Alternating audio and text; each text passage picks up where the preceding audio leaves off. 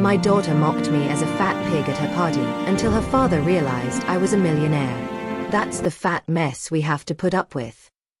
Those were the exact words my daughter Jasmine spat into the microphone at her own wedding, one manicured hand pointing straight at me.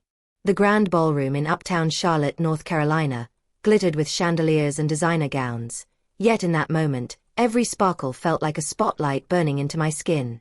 Laughter rolled across the room like a cruel wave as 200 guests turned to stare at me, as if I were an intruder who'd wandered into an event far above her station. Hit that subscribe button and tap the bell icon so you never miss our latest uploads. My cheeks burned. My fingers shook around the small box I had wrapped myself, smoothing cheap paper again and again as if that could erase what had just happened. I considered slipping out quietly, leaving my gift on the table and vanishing back into the shadows where I'd spent most of my life. But then something unexpected happened, something that would tear apart every illusion in that ballroom. Mr. Sterling, the groom's father, a dignified man in a custom suit and polished shoes, had been chuckling along with the others. His glass was halfway to his lips when he glanced fully at my face. The smile died before it reached his eyes. His hand froze mid-air, and his expression was wiped clean, replaced by something like stunned recognition.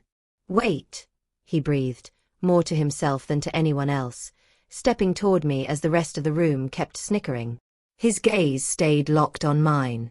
"Aren't you my new boss?" "My name is Eleanor Baines, though most people call me Ellie. I am 66 years old. For 3 decades, I have lived the kind of life people walk past without seeing. The one who mops floors when the city is still dark. The woman who stands at the bus stop before sunrise in a faded uniform. The one who stretches every dollar and knows the cashier by name at the thrift store. After my husband died in an accident when Jasmine was 12, I became invisible out of necessity. I took whatever cleaning contracts I could find, office towers, medical buildings, corporate headquarters. Jasmine grew up embarrassed by my work and by me. Embarrassed by my worn shoes that squeaked across marble lobbies. Embarrassed by hands that always smelled faintly of disinfectant. Embarrassed by the way I stood off to the side at parent-teacher nights, trying not to draw attention. What she never realized was that while I scrubbed bathrooms and emptied trash cans, I listened. Night after night, I heard executives arguing over quarterly losses and new product launches. I heard whispers about mergers, layoffs, and confidential deals no one outside those glass doors was supposed to know about. At first, those conversations were just noise in the background. But slowly they became lessons. With the first extra $50 I dared not spend on anything else, I bought a small handful of shares in a company I'd heard mentioned in a heated meeting. When that went well, I tried again. $100 here, $200 there. My tiny 2-bedroom apartment filled up with second-hand finance textbooks and yesterday's business papers pulled from recycling bins. I read until my eyes burned, tracing charts with tired fingers, memorizing terms most people never learn. While Jasmine rolled her eyes at my discount outfits and called me pathetic behind my back, I was constructing something she couldn't imagine. I formed holding companies with names no one would associate with a cleaning lady. I bought into struggling businesses I believed could turn around. I watched markets like other people watch TV. I lived simply, but my accounts swelled. And then, 2 weeks before Jasmine's wedding, I purchased a failing but historic corporation for $45 million. The seller, the man now staring at me in horror across the ballroom, had signed the contracts without ever meeting the mysterious buyer named E.J. Beaumont. Me. In the ballroom, I saw the exact instant when his memory snapped into focus. Video calls. Contract signatures. The carefully blurred camera framing that had always shown my face, but never my shabby apartment. "My God," he whispered, reaching into his pocket for his phone with shaking hands, scrolling frantically through old emails and corporate profiles. Jasmine saw his reaction and sashayed over in her designer gown, confusion furrowing her brow beneath perfect makeup. "Mr. Sterling? Is something wrong?" she asked in a sugary voice. "This is my mother, Eleanor. You know, the cleaning lady I told you about." He didn't laugh. He didn't smile. He just stared. The laughter around us started to fade. Heads turned. Conversations stalled. That mocking amusement from a few minutes earlier curdled into restless murmurs. Mr. Sterling straightened slowly and spoke in a tone entirely different from the one he'd used during the wedding toasts. "Miss Beaumont," he said, testing the name like something sacred. "Thank you for saving my company." The room went silent. Jasmine's smirk faltered. "Beaumont," she repeated, her voice cracking. "My mother is Baines." I felt hundreds of eyes on my thrift store dress and scuffed shoes. My whole life, I had chosen silence. I knew how to disappear in a crowded room, how to shrink into the wallpaper and let others assume the worst. But that night, in the grandest ballroom in Charlotte, I realized something important. My invisibility had always been my choice. And now, I was done hiding. The morning after the wedding, my phone lit up before dawn. At first, Jasmine's messages were sugary sweet. "Mommy, are you okay? You seemed overwhelmed yesterday." Then they shifted. "Did you know Mr. Sterling from somewhere? He looked so weird when he spoke to you." Finally, they turned sharp and panicked. "Tell me the truth. Why did he call you Miss Beaumont?" I kept my routine exactly the same. At 5 a.m., I drank bitter coffee and ate toast at my little kitchen table.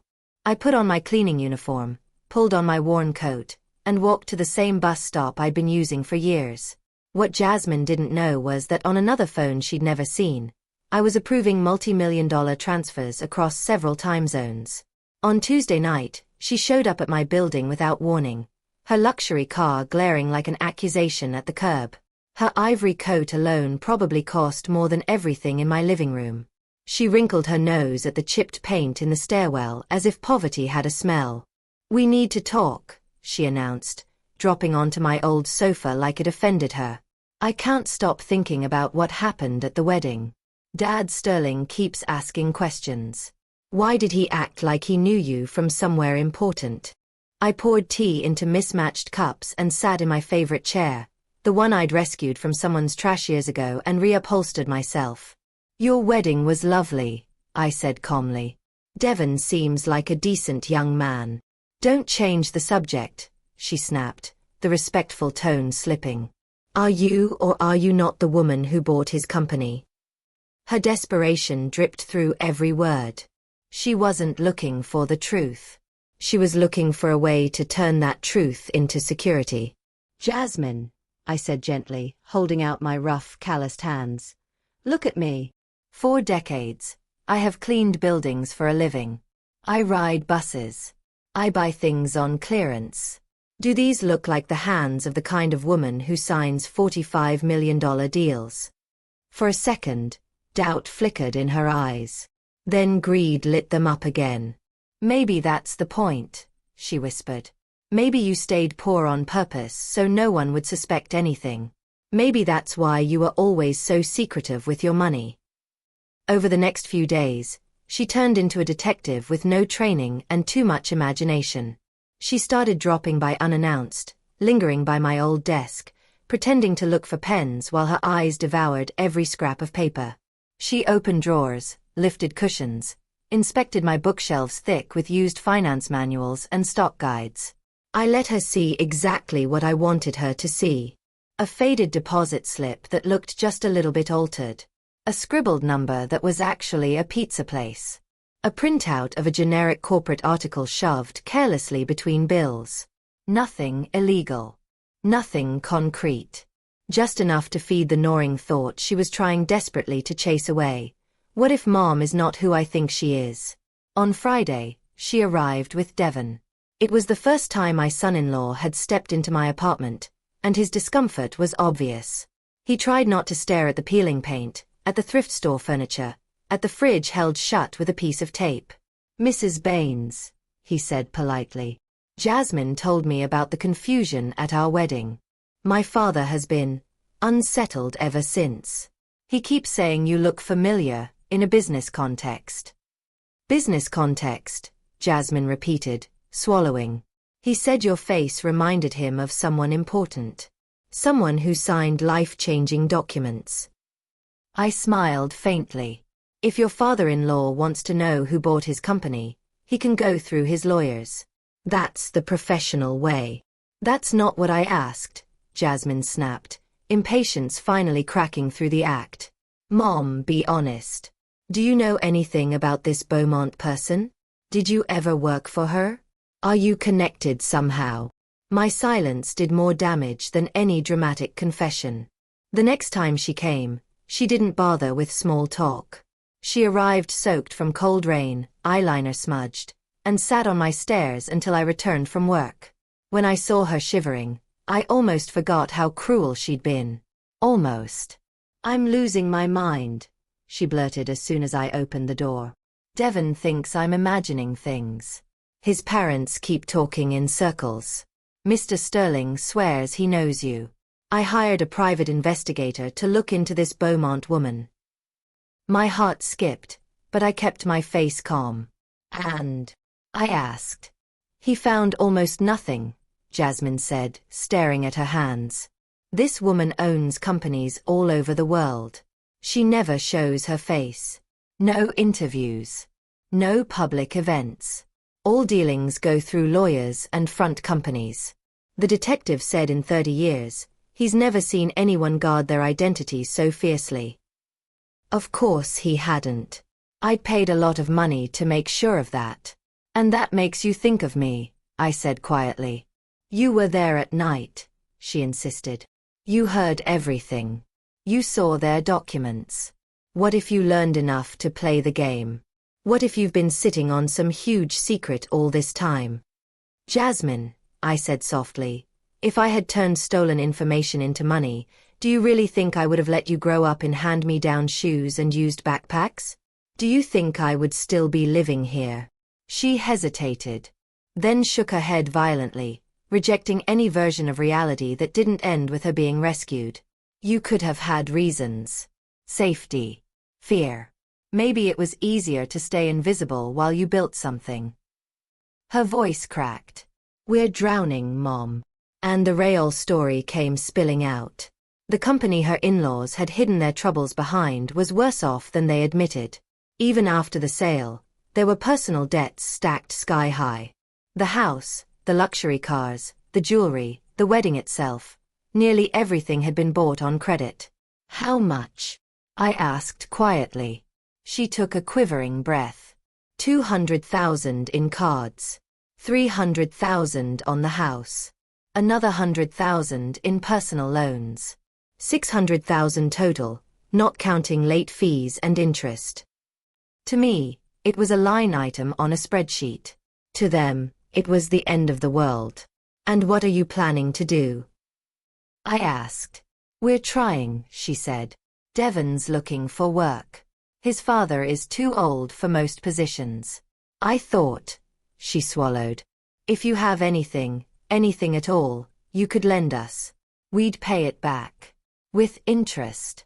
We just need a chance. This was what she'd wanted all along. Not the truth. Not reconciliation. A lifeline.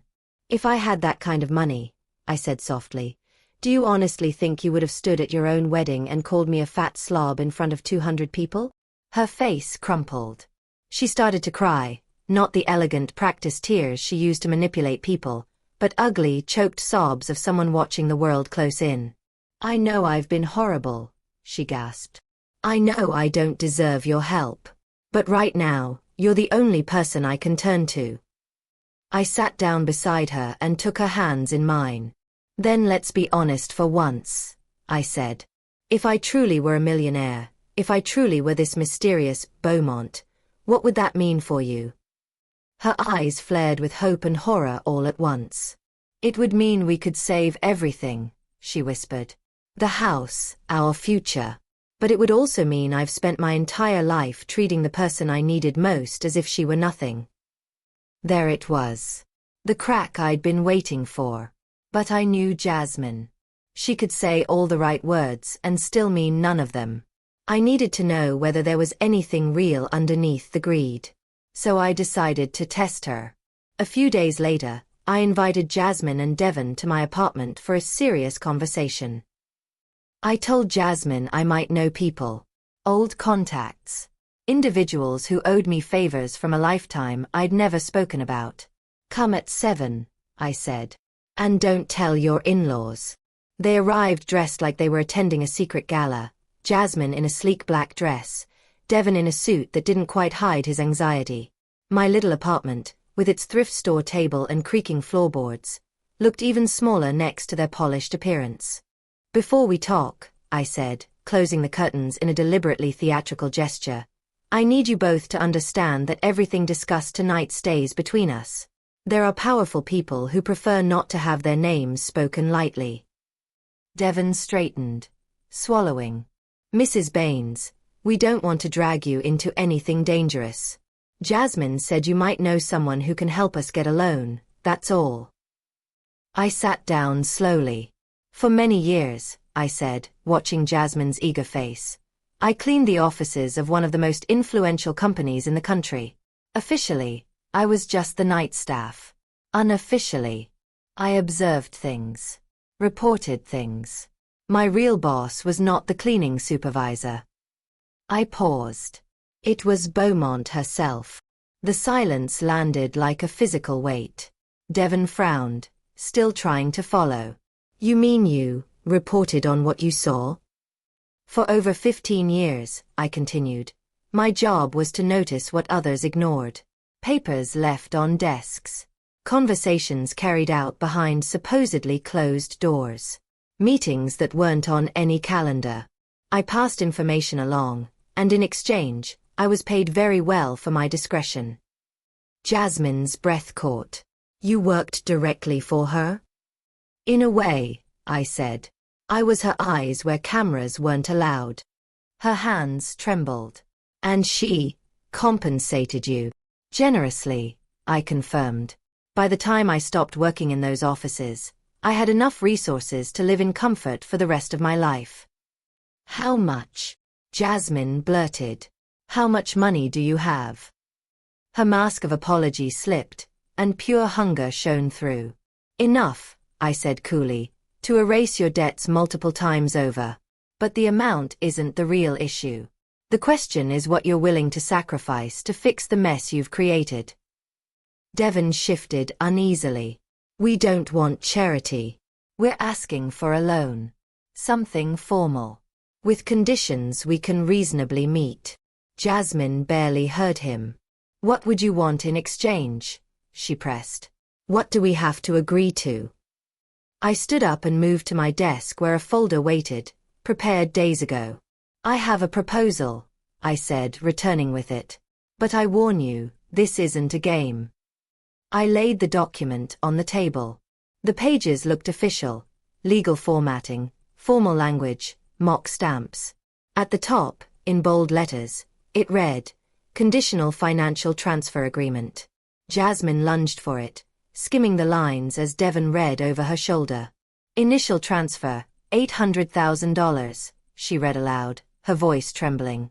$600,000 earmarked for debt relief, $200,000 for relocation and expenses. That would clear everything, she breathed. We'd be free. Under certain conditions, I reminded her. Her eyes moved to the next line, and her face changed. Clause 1, she read slowly. Transfer of all current personal assets to the lender as collateral. House, vehicles, jewelry, and other property. She looked up. You want everything in your name? Temporarily, I said. Until you demonstrate you can manage money without treating it like air. Devon's jaw tightened. That would make us completely dependent on you. What if something happened to you? What if someone else challenged the agreement? This gives us no security at all. Clause 2, Jasmine hurried on, determined to reach the numbers before the doubts. Immediate relocation to a city selected by the lender with limited family contact for a 5-year probationary period. Devon's face went pale. Limited family contact? What does that mean? It means, I said, that for 5 years, you would live in a house I provide with a monthly allowance I control. No extravagant lifestyles. No unapproved luxury. Contact with me would go through intermediaries only. Clause 3, Jasmine whispered, swallowing.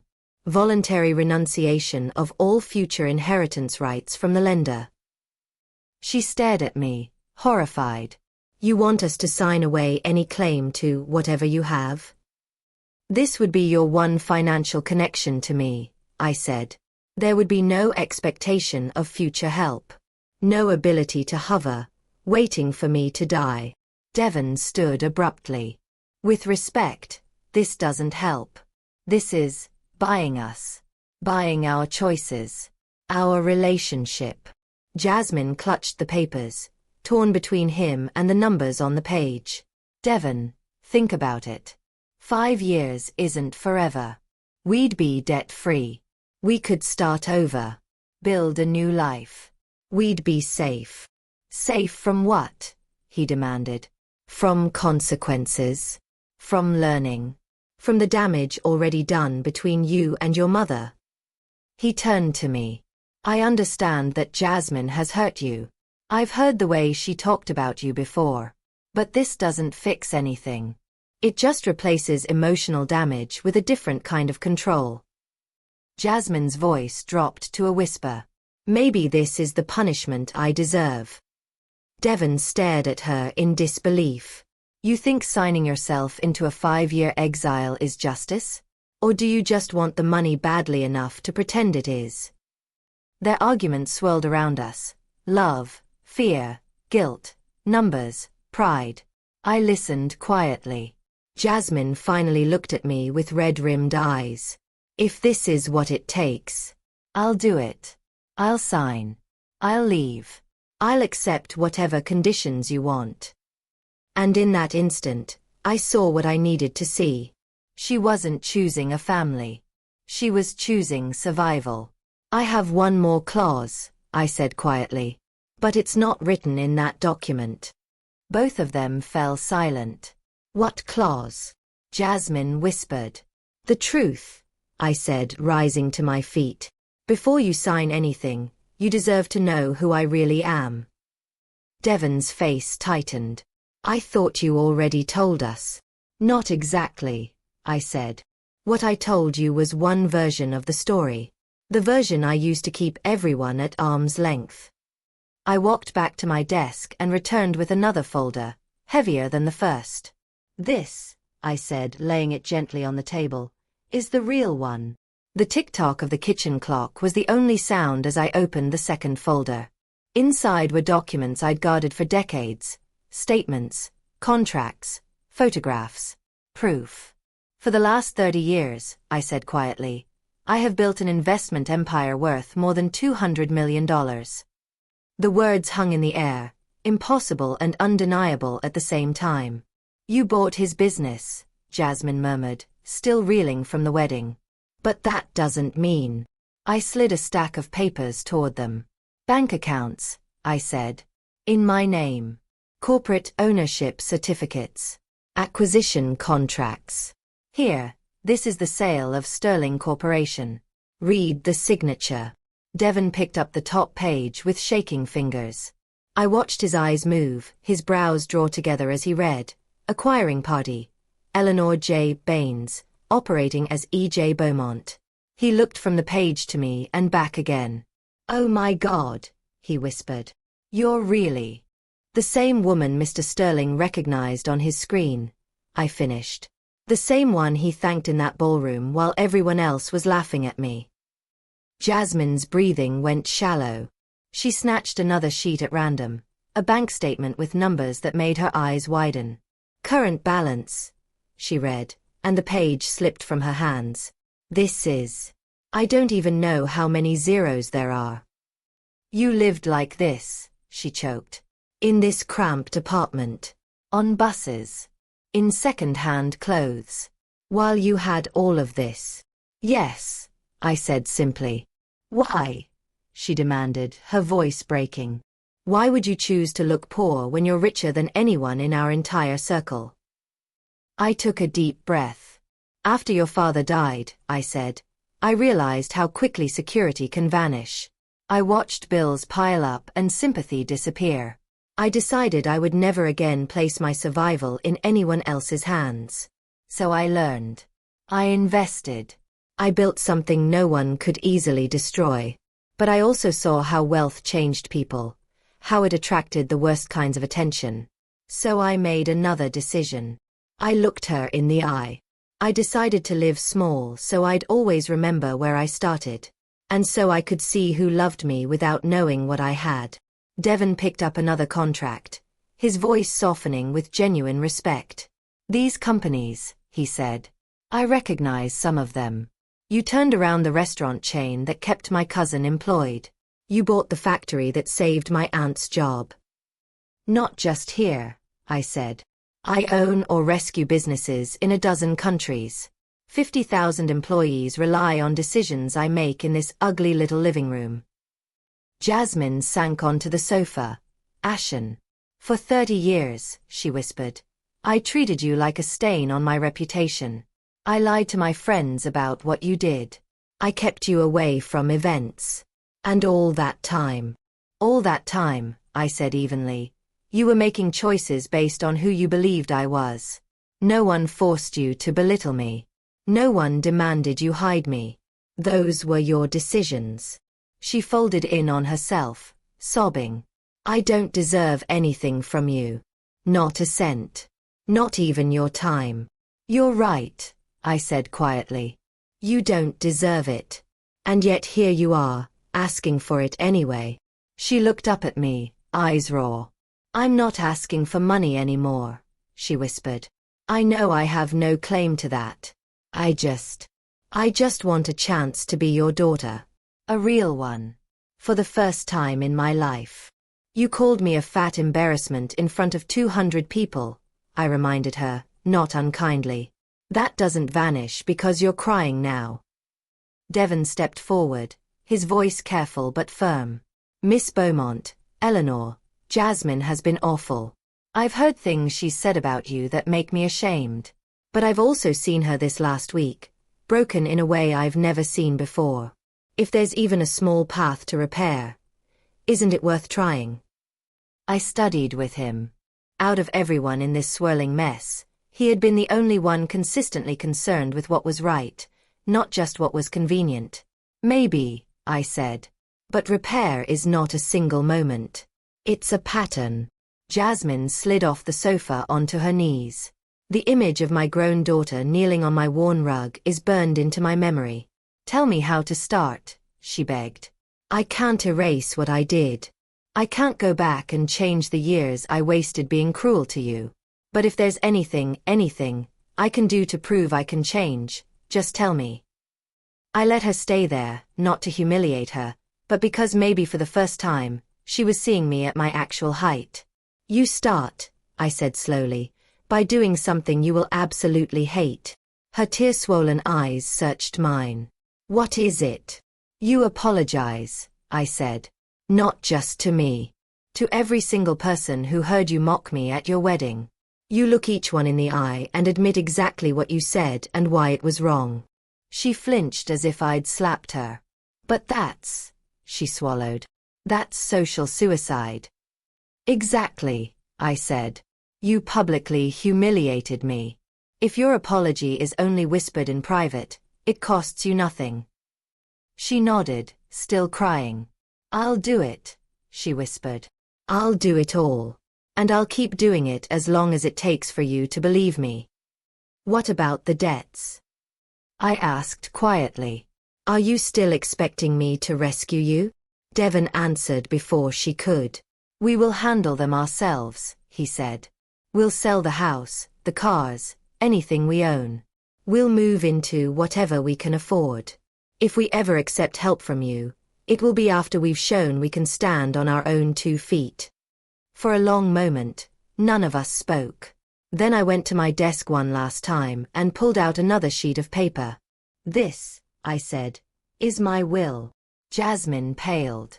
Mom, I don't want to know. I don't deserve. As of 6 months ago, I continued, ignoring her protest, 70% of my estate was designated for charities, shelters, scholarships, community programs. The remaining 30% was intended for you and any children you might have. Devon murmured. After your wedding, I said, meeting Jasmine's eyes. I rewrote it. Now 100% goes to charity. You inherit nothing. I won't reward decades of contempt with unearned comfort. She closed her eyes, tears spilling down her cheeks. That's fair, she whispered. Completely fair. But please don't cut me out while you're still alive. Let me try to love you properly, even if I never see a cent of your money. I folded the will and put it away. I don't know yet what I'm willing to do, I admitted. I need time. Time to see whether this Jasmine is real or just another performance. I had spent 30 years splitting myself in two. Eleanor, the invisible cleaning lady, E.J. Beaumont, the ruthless investor. For the first time, I wondered if either woman actually knew how to be a mother, or if it was too late to learn. 6 months later, I stood in front of a mirror I barely recognized, in an apartment that finally matched my balance sheet. The penthouse was elegant but not ostentatious. Clean lines, tall windows, a view that took my breath away at sunset. My hair was professionally cut. My clothes fit properly. My shoes didn't squeak. For the first time in 30 years, I allowed my outward life to reflect my inner reality. Eleanor and EJ were finally the same person. The transition had been harder than I expected. Money could buy better furniture and fresher flowers, but it couldn't erase old habits. I still woke up at 5. I still found myself counting pennies at the grocery store, even when I knew I didn't have to. I still flinched when anyone used a polite tone that felt a little too polished, a little too practiced. Jasmine, however, had changed in ways I never thought I'd live to see. A week after our confrontation, she arranged dinner at a nice restaurant downtown. Devon's family was there. So were many of the guests who had attended the wedding. People who had laughed when she called me a fat embarrassment. People who had whispered behind their hands about why her mother always looked so poor. Midway through the meal, Jasmine stood up, clutching a piece of handwritten paper. Her hands trembled, but she didn't sit down. 6 months ago, she began, voice shaking but clear, I humiliated the most important person in my life in front of all of you. She swallowed. I called my own mother a fat slob and laughed about it as if it were a joke. You could have heard a fork drop. What you didn't know, she continued, what I didn't know, is that my mother is one of the most successful businesswomen in this country. But that's not why my behavior was unforgivable. It was unforgivable because she is my mother, and I chose cruelty over kindness. Appearances over gratitude. Status over love. She cried, but she didn't stop. She apologized directly, not just with pretty words, but with specific admissions of what she had done and why it had been wrong. She acknowledged my work, my sacrifices, the years she had spent pretending I didn't exist. Mr. Sterling cried too. After she finished, he came to me and apologized for laughing that night, forever having joined the chorus of people who saw me as less. The atmosphere in the room shifted, from awkwardness to shared shame. But public apologies were only the first step. Jasmine and Devon sold their luxury house. They let go of their cars and their designer furniture. They moved into a modest 2-bedroom in a working-class neighborhood. Jasmine found a job as a receptionist at a medical clinic. Devon took a junior position at a small accounting firm. No private investigator would be impressed by their new income. But for the first time in their marriage, they were living within their means. 4 months, they refused every serious offer of money I made.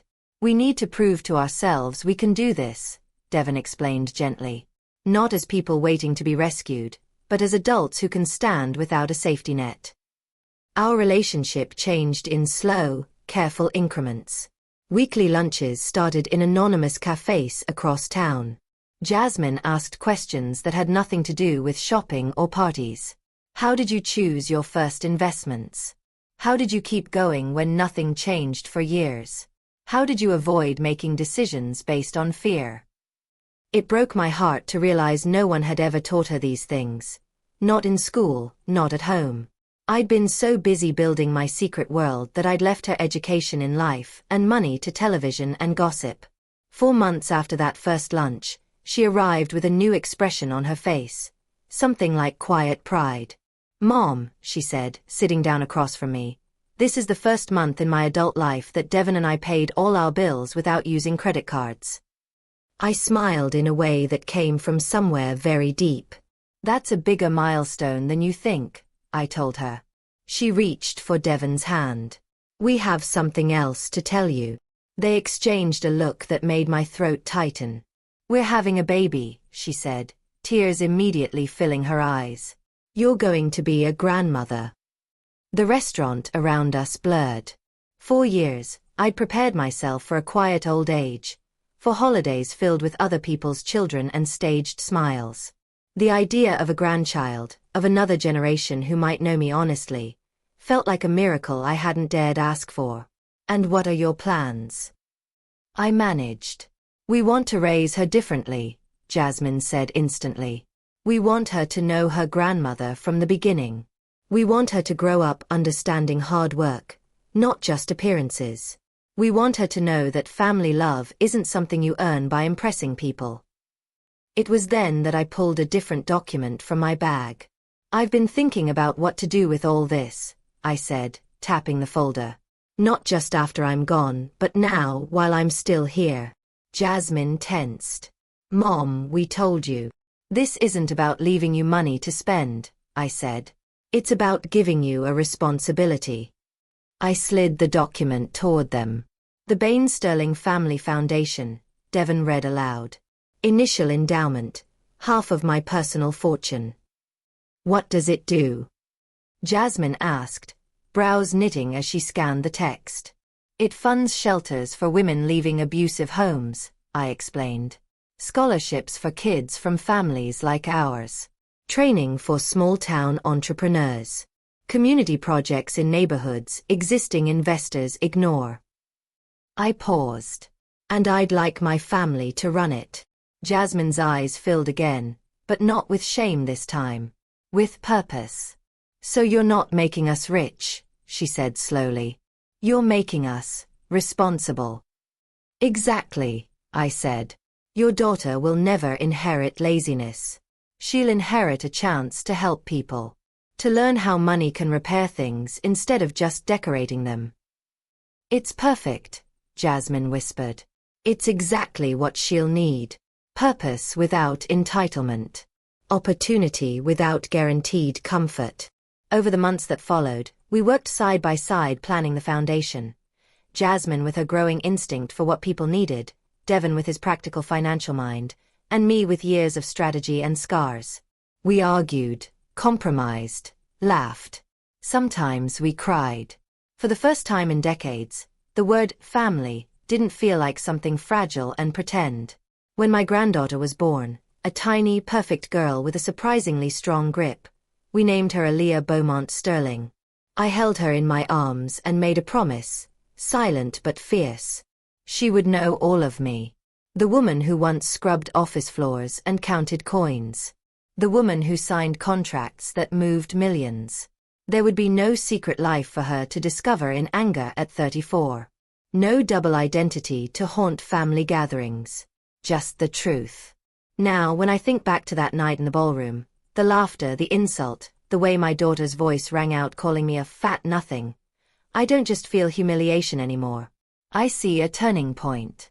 A fault line that had to crack before anything real could grow. Jasmine had to collide with the full weight of her own choices before she could change them. And I had to decide whether I cared more about punishment or about the possibility of a different future. So now I'll turn the question to you. In your own family, in your own life, are there parts of you you're still hiding? Parts you bury out of fear, shame, or a need to protect yourself? Are there secrets standing between you and the people you claim to love? Because what I learned, the hardest way possible, is this. Money can be hidden. Titles can be hidden. Even entire lives can be hidden. But honest love cannot grow in the dark. And when everything else falls apart, jobs, houses, reputations, The only thing that truly holds us together is not wealth or status. It's true. And love strong enough to face it. Did you enjoy this life story? And from which city are you listening? Tell me in the comments. I'd love to know where you're watching from. If this story touched your heart, you can support me with a super thanks so I can keep bringing you more true-to-life stories like this one. Thank you so much for your sweet support. I'll be looking for your thoughts about Ellie, Jasmine, and little Aaliyah. On your screen, you'll see 2 more life stories I highly recommend. There's so much more waiting for you on my channel. Don't forget to subscribe so you don't miss the next story. With love and respect, see you in the next life story.